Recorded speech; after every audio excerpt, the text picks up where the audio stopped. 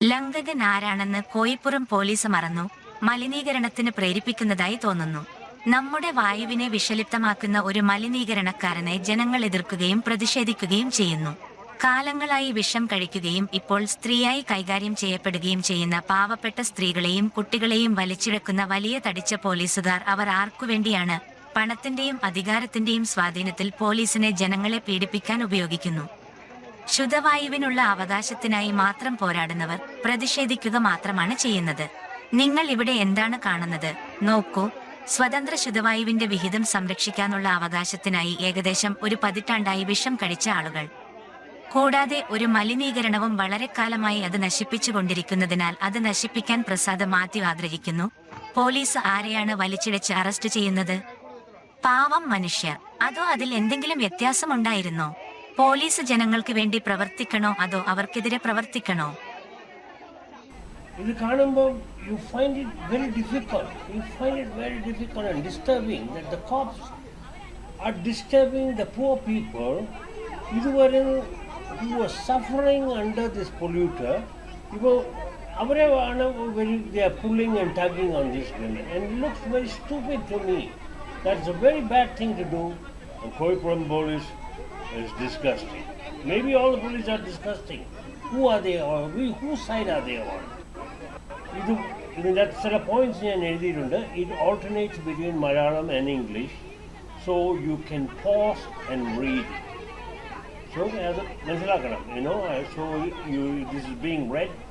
You can read it, and then it will come up in volume 2. Thank you.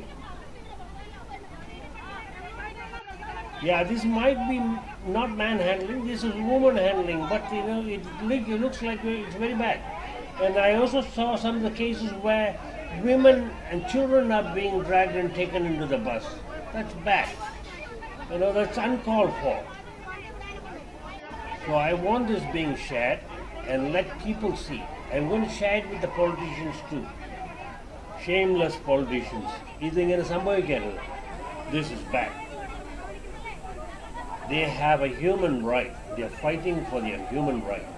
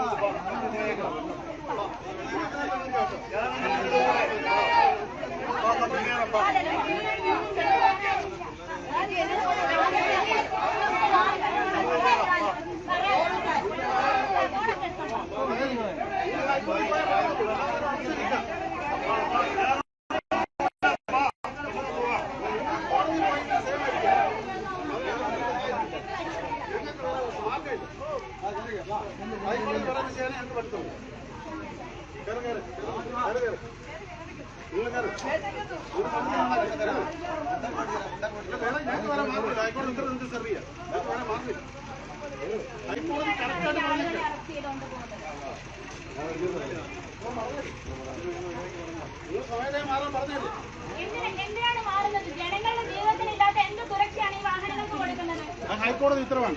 ഹൈക്കോടതി ഉത്തരവ്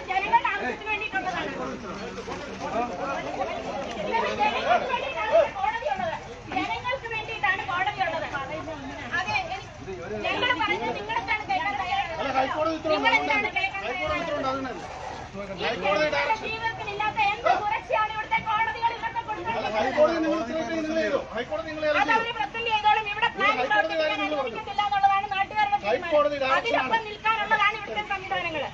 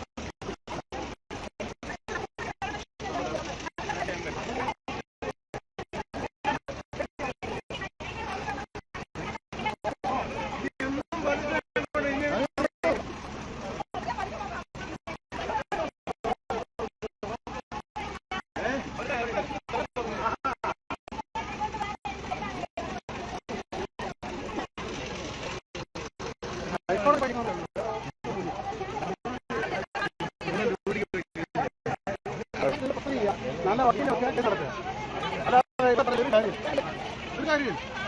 ഹൈക്കോടതി case നടത്തിയാൽ ജനങ്ങളുടെ പ്രശ്നം പറയും. ഹൈക്കോടതി കേസ് നടത്തി ജയിക്കും. ഹൈക്കോടതി പോലീസിന് പ്രൊട്ടക്ഷൻ കൊടുക്കാൻ പറഞ്ഞേക്കാണ് ഞാൻ വേറെ ഓർക്കും. ഹൈക്കോടതി അവൻ പറഞ്ഞിരിക്കുന്ന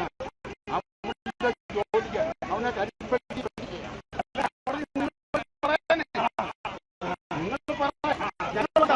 പ്രൊട്ടക്ഷൻ നല്ല വേറെ ഒഴിവാക്കാം. അത് മാറ്റി തന്നാൽ ഞാൻ മാറിക്കോളാം.